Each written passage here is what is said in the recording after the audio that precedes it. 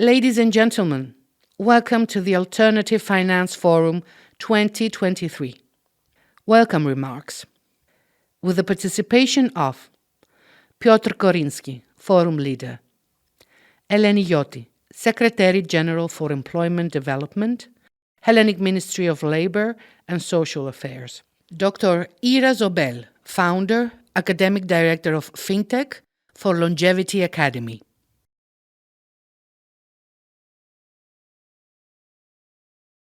Welcome to the second day of the Alternative Finance Forum here in Thessaloniki. For those people who are joining us or those with whom we have never met, my name is Piotr Korynski. I have the pleasure to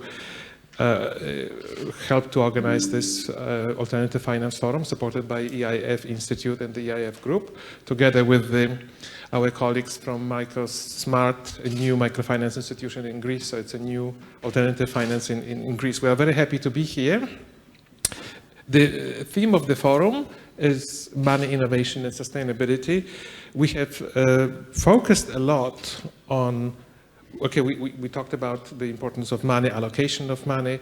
Yesterday we focused a lot on innovation, technological, different innovations in financial services, in structuring finance and delivering financial services and creating new value and new purpose. And all of this is actually in the connection with sustainability. So today, I want to make a few comments about sustainability and social finance, social capital, which is the theme of the day. You know, social finance or social capital is actually, if I was to give my kind of simple definition, is a category of financial services which aims to leverage private capital to address challenges in the areas of social and environmental needs. Now, in 1970, Milton Friedman, the famous economist, famously said that the only social purpose of an enterprise is to create profit for shareholders. Those days, how we think about, what private sector, what enterprises and businesses should do is really long gone. And we recognize that there is a strong need for social purpose in terms of sustainability, of allocating money. But what's not so obvious is what exactly it means. So there is not necessarily a consensus on a definition of social finance. There is still a lack of clarity. It means many things to different people, and I'm sure it will come up through the discussions. Already we have seen yesterday, there is the diverse opinions and the different views on this. And this is a very healthy discussion. But social finance also includes impact investing. We will hear from Cyril today about impact. We will have a session on impact investing, social responsible investing, ESG, social entrepreneurship and social enterprise lending. We will have a session on this. Micro lending and micro investing, which is also a part for many people is an important part of social capital or social capital investing. And things like collaborative finance. And we will hear from Paola. Paola will tell us a new concept of coffee, not coffee for drinking, but coffee in finance, the collaborative finance, and whether this is different than DeFi, we'll see. Then we will find out from him. And there are many ways. Also, social finance is serving unserved and underserved individuals and businesses, filling the gaps where the mainstream financial institutions are not actually providing services, and proposing new solutions such as alternative currencies. And by alternative, I mean, and also we'll come up to the session later today, not necessarily non-crypto, but necessarily a kind of community-based currency and circular economy. Now, before I hand over to our distinguished guest today, I want to point two things, just to keep in mind, to help keep us an open mind during the day. First of all, achieving sustainability, as we have defined, we saw yesterday, the donut economy, is actually a long and involving process, and it really requires a systemic change, which is a very complex endeavor. And what you're looking right now, if you can see it, it's an interesting approach, a different model created by Donella Meadows. For those who don't know, Donella Meadows was a brilliant physiophysicist and environmental scientist who in 1972 published a seminal book, The Limits of Growth, for the Club of Rome. And her point was she was a systems thinking, and she was trying to define what are the different leverage points. How do we change the system? And obviously, as you know, we focus a lot on data, metrics, but as you see in Meadows' lever point, data and metrics is only the first step. It's only the beginning. We need data, we need metrics, but we cannot transform the system by only focusing on this low-level lever point. We have to move up. We have to change as you see, we have to go from practical to structural to cultural. We have to change the flow of resources, and we will talk about how we can allocate resources in a different way, how we create different feedback loops between the participants of the system and change the rules of the game in general, how we can democratize the innovation. You will be talking, Franz Josef will have something today to say about democratizing, but I also heard yesterday different thoughts about how we can differently move within the system to change the purpose, with ultimately, actually, and this is the last kind of the highest level, is to change the mindset. Yanis yesterday picked up on the summary session, actually, this aspect of changing the mindset, which was very interesting. So the idea is how can we be moving from practical to structural to cultural to create a more effective way of systems transformation. So that's one thing I would like to share with you. And the second one, I don't know about you, I'm not very pessimistic, maybe because I'm older, but I see there's a lot of negative news and lots of negative kind of perception of what's happening. Everything is bad, the climate is actually falling apart, the environment but there's no social justice. There's a lot of negative news. And I think it's probably it's not as bad as it is because we have a filter. We have a kind of behavioral filter and we pick up much easier the negative news that we are picking up good news. And I think what I would like to encourage everybody, by the way, I don't know if you know, but for every negative news, we need 4 positive news to undo it. So there's a lot of, focusing on the negative is not necessarily, or be very pessimistic, is not very helpful for us. So I would like to, so this is, what you're looking at is a very interesting also presentation from Gapminder, gapminder.org. For those who have not seen it, please go and look at it. It's a brilliant Swedish project started from Karolinska Institute in Sweden. And it's a brilliant way of presentation data, using data and creating stories, in a very positive way. And what I would like to say is, what they call it, what you're looking at is factful, relaxing, fact-based habit for critical thinking. So relax, have a good kind of fact-based, be critical, be skeptical, but don't be pessimistic. So those are 2 things. So 2 things, how can we move, and maybe this way of positive thinking can move us from the lower level to higher level of levers.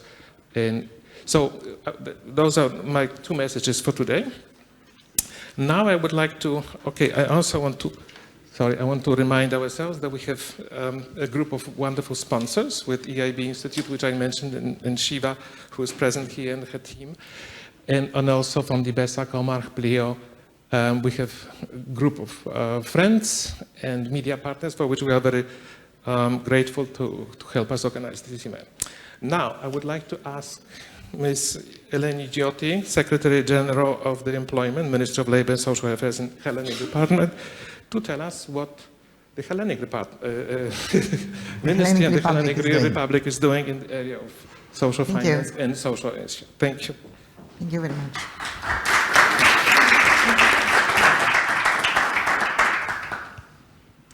Thank you very much, first of all, for the invitation, for being here, for giving me the opportunity to present what we're doing at the Ministry of Labor. And I would like to congratulate you for this organization of this very useful forum. So I'm representing, my name is Eleni Gioti, I'm representing the Ministry of Labor and Social Affairs. I'm currently working as a secretary, I'm appointed as a Secretary General in the Secretariat General of Development of Employment.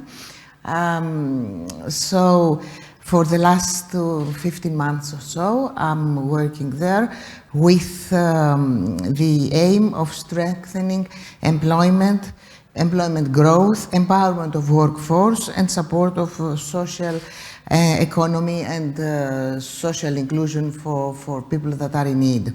All these policies are to be implemented with the aim of exploiting better all the available financing mechanisms that currently exist, and to exploit in the better way to have the better results.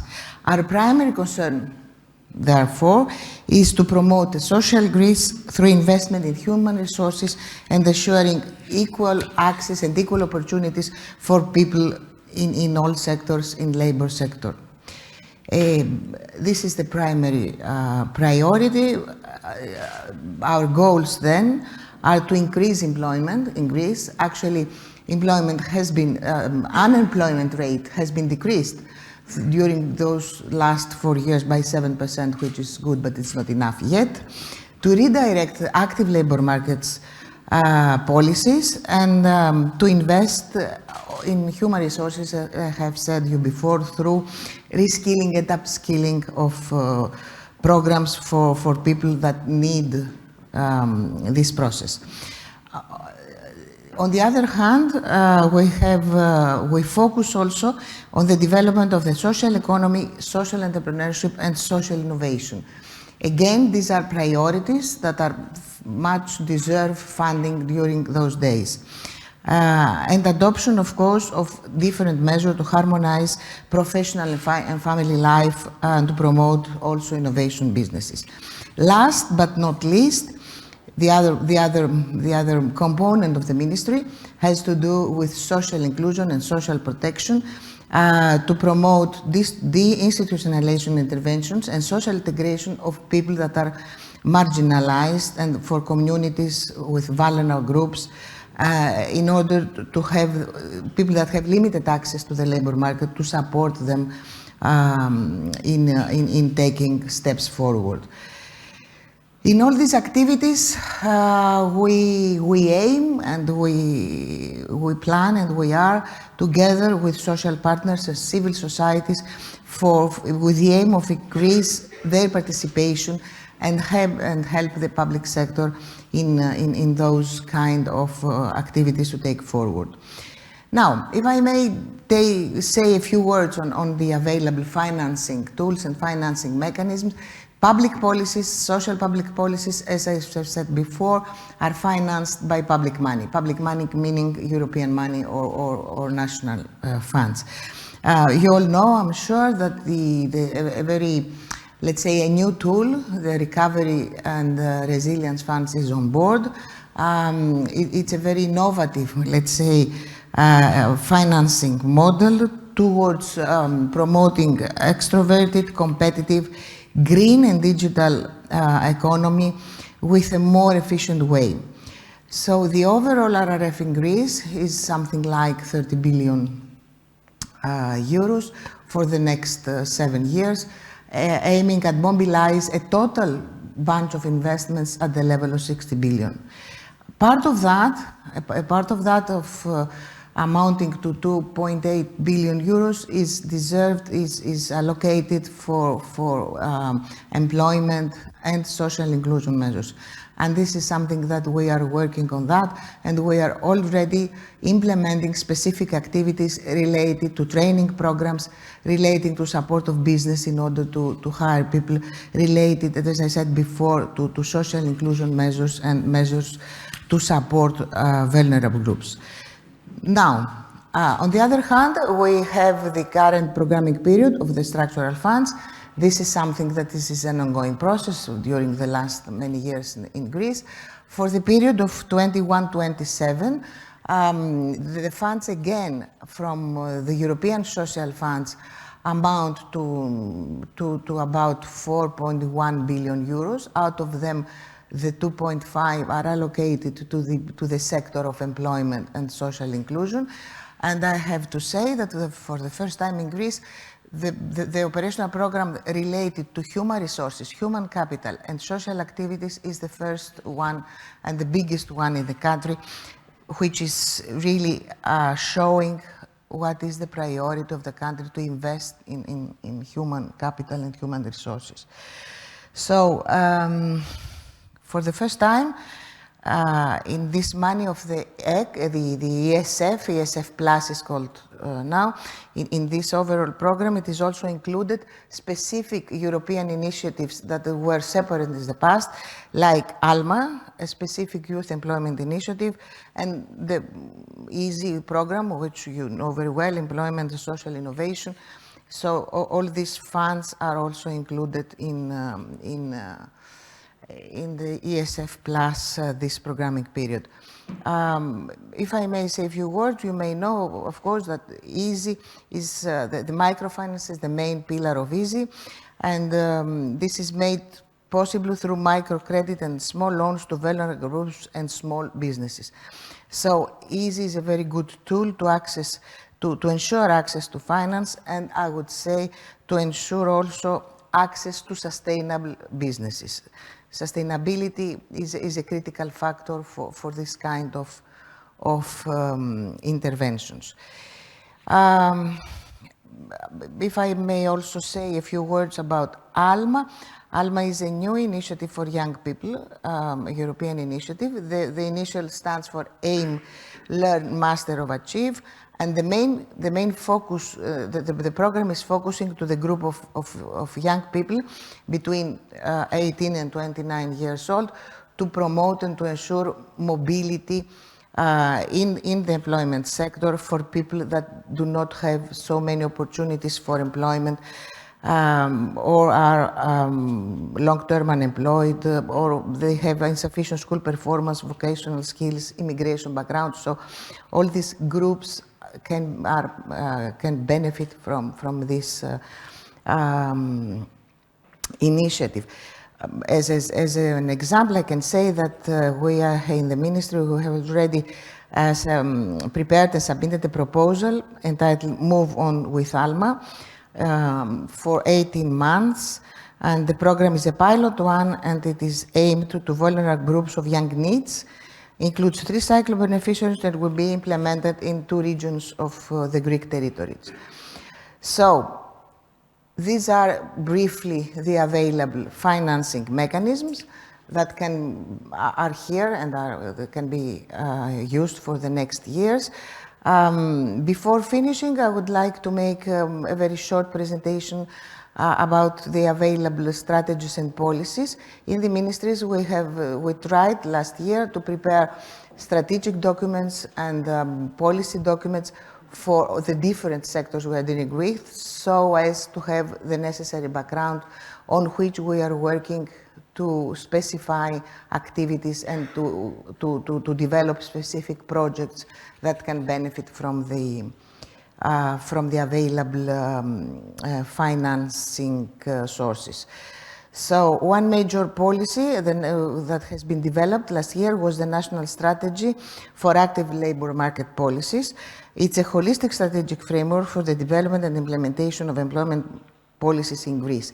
The main factor in the policies and our main concern is to upgrade, rather to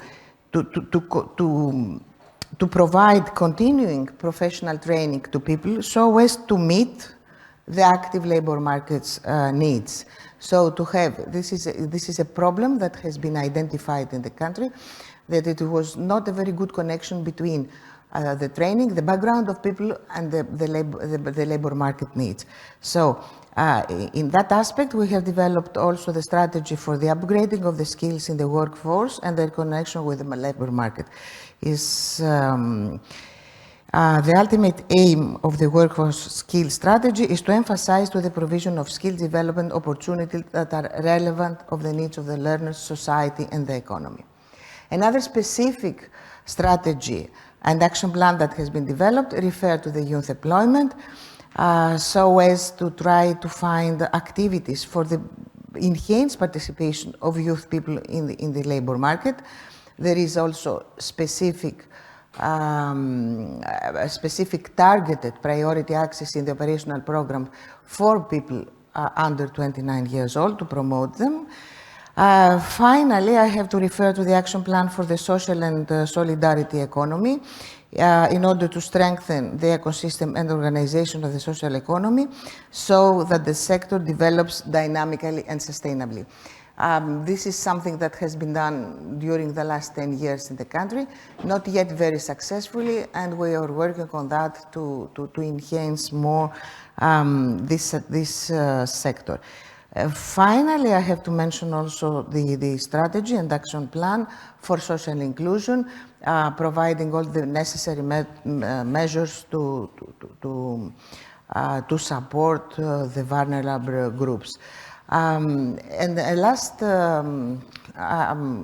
let's say, initiative taken by the ministry very lately is a huge housing program that has been developed, again referring to young people, because the demographic problem is huge enough in Greece. So the government has taken a decision to develop a housing program to support with loans of very low interest young people and young families to have their own house. So I think I have covered almost everything. Nothing more to say. In conclusion, and if I have to make a wrap up, I would say that the policies are here, the financing tools and mechanisms are available. So the challenge now is to us to continue implementing specific programs and specific activities successfully and in an effective way, so as for people and the society to benefit and to make the best use of the available funds. Thank you very much.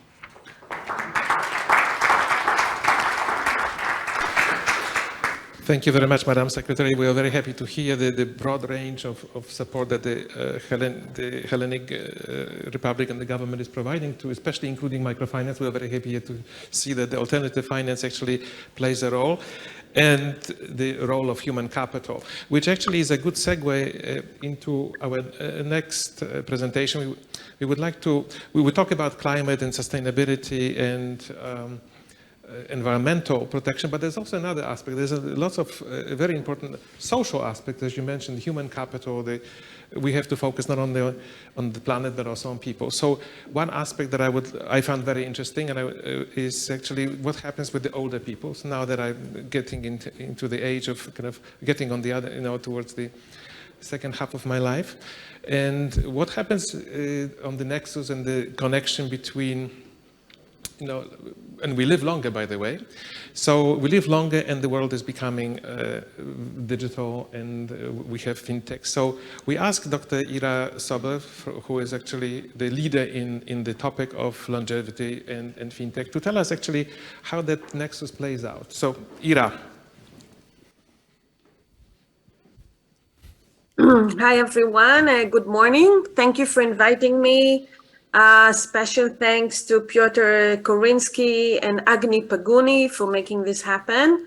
I was in Thessaloniki many years ago when I was 13 in a basketball match between Aris Thessaloniki and Maccabi Tel Aviv. So I hope I will have the chance to meet you all soon and come to Thessaloniki again. Thank you very much. And I'm the founder and CEO of Fintech for Longevity Academy. We focus on everything that is on the relationship between aging and finance, including fintech. And now in the 15 minutes, I want to share with you a little bit about our work. I'm based in Tel Aviv, Israel, but we work globally, and we are trying to be all the time updated on all the fintech innovation, best practices, policies to do with the aging. So I'm sharing my screen now, and we'll tell you a little bit about my work and what we have been achieving and what are our future plans. As Piotr said, we are always thinking critically, but we are also very optimistic at the same time. So thank you again. I want to start with who we are. So we are Fintech for Longevity Academy. We do research on the relationship between finance and aging. We have education programs. We have our leading program called Financial Longevity Leadership Program. Last year, we had 3 cohorts from people from all over the world, from banks, insurance companies, from the World Bank, and other global organizations who are interested in learning about the intersection between finance, technology, and longevity. Another area of our activities is about innovation. We work with investment companies, VCs, and startups who want to cater to older people and improve their financial well-being. So here's just a few of our organizations we're working with, whether it's incubators that are dealing with aging and longevity, the World Bank. We have companies from Ethiopia. We work with the Global Initiative of Aging Foundation. We are building a project about age-friendly banking around the world, also in emerging economies, etc. And in February, we had a big conference dealing with longevity tech in Tel Aviv with people from 21 countries and were interested in this new longevity trend. So what is the problem? So post-retirement is usually overlooked.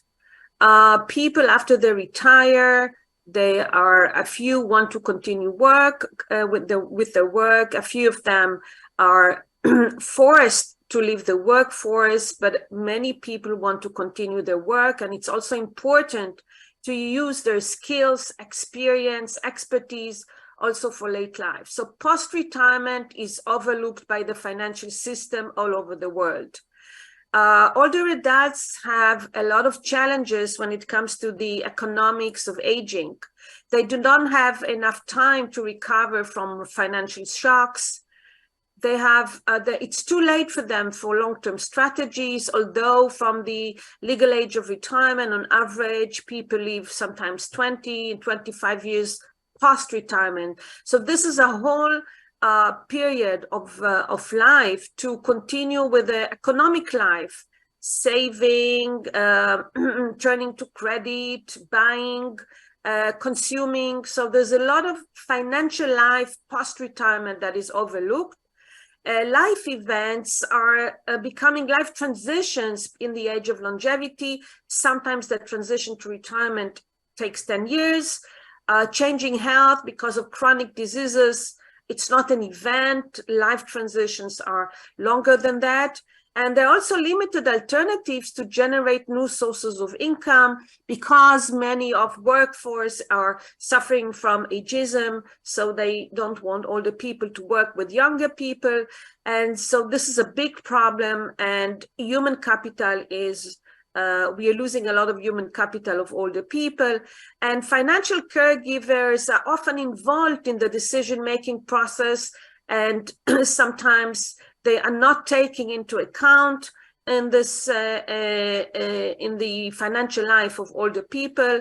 And older people are usually not saving because either they haven't yet accumulated enough to provide for themselves for the future and for their retirement years, and maybe because they have still 20, 25 years to live after retirement, maybe they also need to save a little bit for their own future. And insurance in late life is also very expensive. Insurance companies are less likely to insure, to cover people when they are old because they're afraid of the illnesses. So there is a need for a new contract between finance and aging. And what do we mean? We mean by new initiatives and new programs for age-friendly banking. It's not only about accessibility, it's also about new products, new services that will help people to finance their longevity. A new contract means also consumer protection against scams and fraud. Many of older adults want to pay in cash, so it also has to be taken into account. The ATM change, investment funds, financial regulators need to enforce the banks and insurance companies and also fintech companies and payment apps to be more friendly, more age-friendly. So there is a big challenge here, but we need a new contract between finance and aging. We see in many countries that post offices are playing a huge role in the accessibility and delivery of financial products and services for older people. So we'll have a comprehensive overview on what is going on around the world. What are the best practices that we see? Sometimes it comes from legislation, sometimes it comes from the market, from market players. We see age-friendly banking initiatives, sometimes from fintechs. And our role in Fintech for Longevity is to have a comprehensive overview so we can learn from each other and help our clients with these new initiatives. So we defined financial longevity as a new topic. What is financial longevity is a new concept that promotes the preparation of governments, regulators, corporates, and other players from the financial sector for the opportunities of the aging trend. Why the financial sector? Because the financial sector is usually leading a lot of trends, and others, retail sectors, and other manufacturing and other sectors are going after what the financial sectors are doing. So this is we see the financial sector as the leader of all the sectors in the economy. So in the financial sector, for the opportunities of the aging trend while fostering the financial well-being of the aging population through innovation. And when we talk about financial longevity, we define a list of themes: inclusive design and digital accessibility.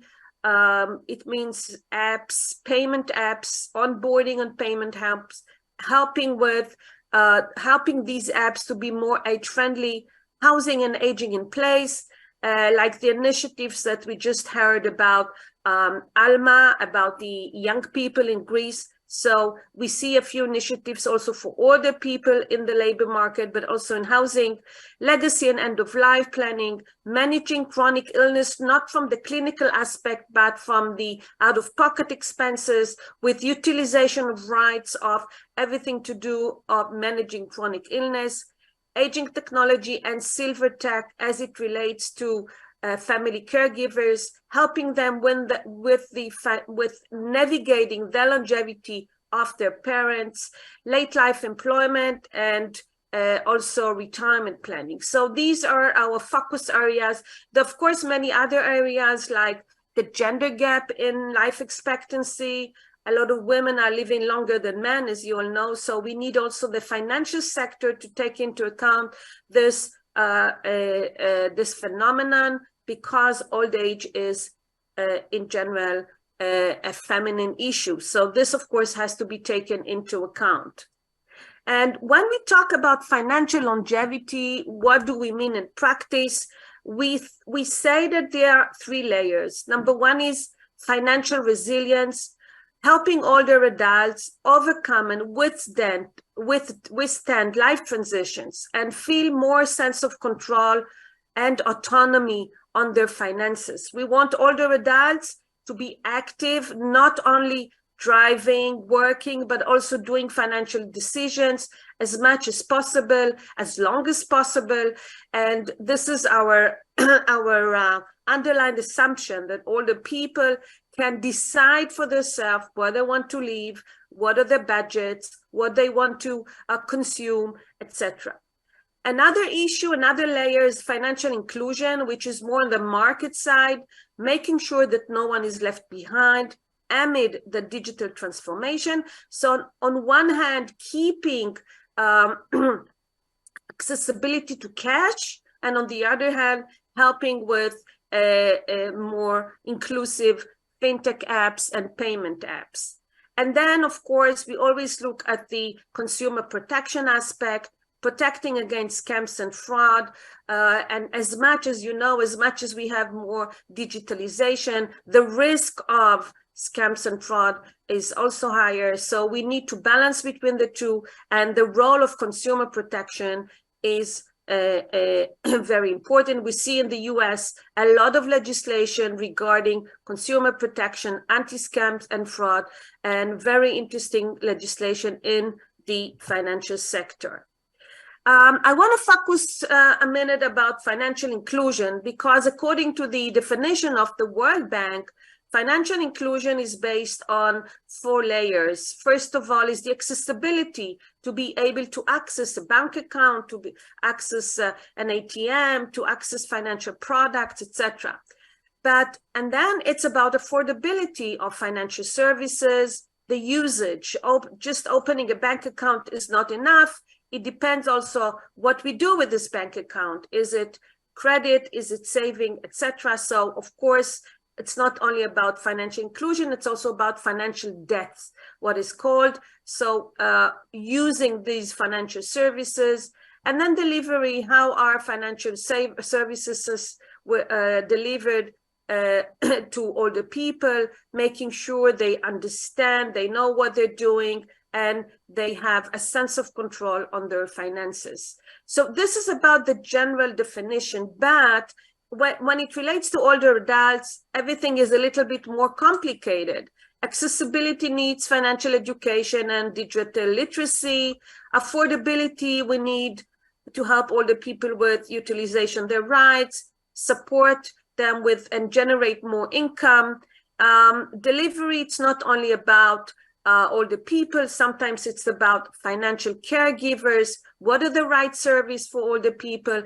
And when we talk about usage, what is the risk appetite of older people? Is it really different from the risk appetite of younger people? What are exactly the products and services? Are we talking about reverse mortgages? Are we talking about other products? So I just want to show here how financial inclusion is a little bit more complicated when we talk about older people. So when we speak about the fintech for aging and longevity, we think that innovation can help the financial sector with the aging population. And these are the 3 guiding principles of the fintech for aging and longevity. So promoting financial security and safeguarding a sense of control over financial matters.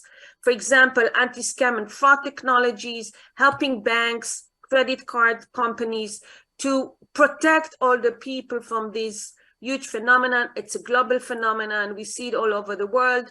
We don't know exactly the numbers because it's not 100% reported, but this is a growing phenomenon all over the world, and we need to do more about it. Personal finance management tools for older people, and end-of-life planning, late life employment. And then the second guideline is about moderating the economic consequences of late life events like changing health.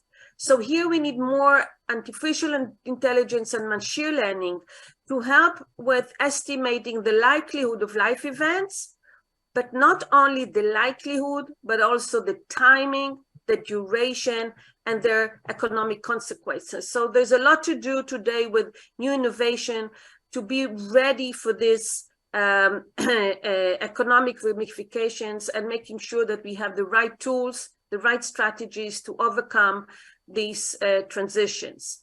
And then lastly, it's not only about the older person, it's also about streamlining the relationship between the aging individuals and the stakeholders of the aging ecosystem, whether it's family, professional caregivers, the state, financial institutions, lawyers, helping with financial caregiving, utilization of rights of older people.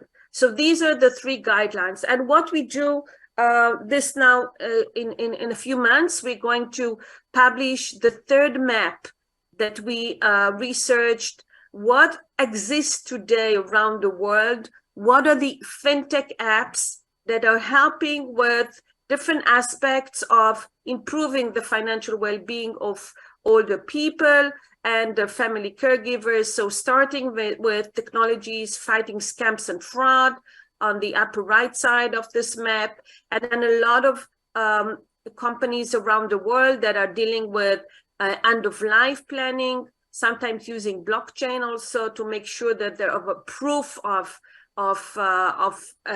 authentication of trusts and wills. We have technologies that we found that are helping with utilization of rights, monitoring of the finances of older people, but also many new technologies that help with longevity financing, including late life skills, late life employment, housing and home sharing, reverse mortgages that are working digitally and trying to cater to older people. Of course, retirement planning and pension plans, long-term care, and fintechs that are helping in aging in place. And also we see an emerging trend of fintechs that are helping, supporting family caregivers in navigating everything to do with the finances of their parents, leveraging the new features of open banking, and there are many more, and we will publish our new map in a few months for 2023. I think that this is for now. We have a few education programs that we have now on our platform. One is unlocking age-friendly banking. We're looking also at alternative saving models for longevity, saving circles, tontines, all these alternative models that can help older people with working together with others and saving more also when they are old. Our flagship course that we now collaborate together with the Global Initiative of Aging Foundation, and we have a joint certificate about fintech for aging and longevity, with everything to do with demographic, financial aspects, best practices around the world, and a lot of examples of fintech apps that cater to older people and address their needs. We also have a collaboration with the University of St. Gallen in Switzerland about what is the effect of aging and on economies and financial markets, also the effect of aging on real estate. So we look at this on the effect of aging from many perspectives, either through education, through our research, through the database that we are building. And if you want to partner with us or work with us or be part of our knowledge and community, so you're all invited to become members of Fintech for Longevity International Academy, and then we can meet during the year and learn more about what is going around the world. We have members from all over the world. We focus also on Japan. We have organizations from Japan that are dealing with aging. There's a lot to learn from the Japanese, from Italy, from Spain, and I'm sure that there's a lot to learn also from Greece about the aging population, policies for helping the aging population with their overall well-being, but also with their financial well-being. Thank you very much. I look forward to connect with you if you have more questions, feedback, or you want to find a way to collaborate, probably on aging in Greece. So we are always open to learn from others and help with our knowledge about what is going on around the world in these areas. So you're invited all to send me an email, and I promise to get back to you. So thank you very much, Piotr and Agni, for inviting me, and I look forward to connect and staying in touch and learning more from you about Greece and the aging population in Greece. Thank you. Thank you, Ira. Thank you very much. It was actually an excellent presentation, and it's really, first of all, a reminder how rich the application of fintech and alternative finance is, and also thank you for the guidance how various aspects of the financial ecosystem need to adjust and take into account specific segments, but also, for example, it's a fact of life. The population is aging. We have more longer lives to live, and we have to actually think that it's not only about making a button bigger on the ATM or iPhone. There is much more to it, or the large print on the contract, but it's much more to adjust holistically in the financial ecosystem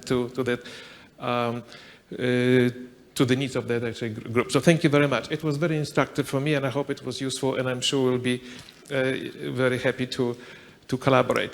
Now, the last thing I would like to present is our agenda for today. We will have, I don't know if we have our presenters here, but we'll start with Sophia of the sessions. Oh, we need, sorry. In one word, come up here. One word. Okay, what your session is, what you will be doing. Hello, good morning. Thank you all for being here today. The panel today is about green and climate finance. Please stay tuned. We're going to discuss very interesting insights about how green and climate finance can shape the alternative finance world. So, more to talk in a little bit. Okay, thank you very much. So this is a session about green finance and social finance. Next, we will have Cyril come up here, tell us what you will be doing. Thank you, Piotr. Hi, everyone.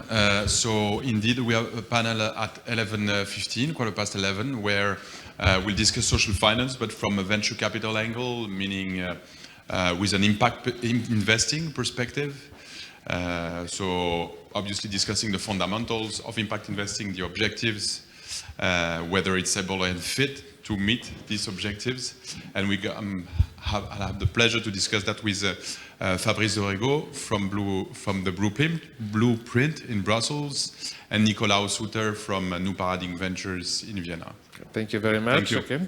Franz Josef, you will be heading a small extra session which we called Alternative Finance Toolbox. Tell us about it. Yes, you're welcome to join me. I'll be speaking about DAOs for creating alternative economic and governance systems.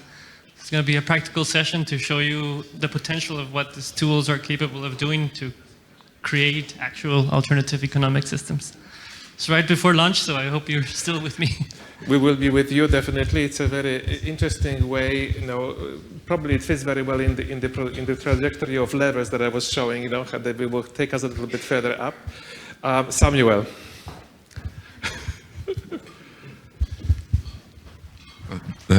Good morning.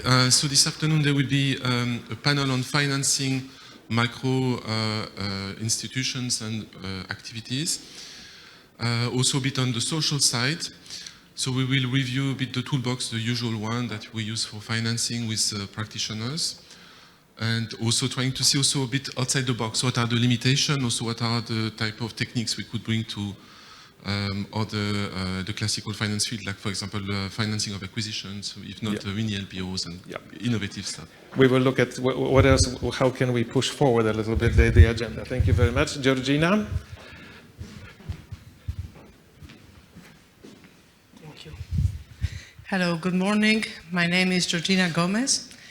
Towards the end of the conference, we will be playing with two ideas. One is complementary currencies, that is non-euros, currencies created by groups at the local level, civil society groups, communities, and circular economy. So that is creating the waste of one production process is the input of another production process. And because community currencies or complementary currencies have limited acceptability, not everybody wants to get paid in something that is not euros. They, of course, contribute to creating these circles in the economy. And we will be presenting cases from Italy, from Spain, and from Belgium, in which these ideas has been tested to a while, and then we will try to challenge your ideas about money and how money can create different things in the economy. So I hope to see many of you there. Thank you. And there is a reason why Georgina is coming up, because it's a very challenging and a highly intellectual session, so I thought it would be an excellent way to finish. I don't know if we have Andrea in the room, but Andrea Limone will be talking also after lunch. We're presenting his new initiative. He's not here. He will talk about his new initiative on equity finance for microfinance. And Nikos Sakelariou will be Nikos, where are you? Show up, stand up, come off. He will be our reporter, and he will be actually summarizing the session at the end of the day as to the way we did it. So thank you very much.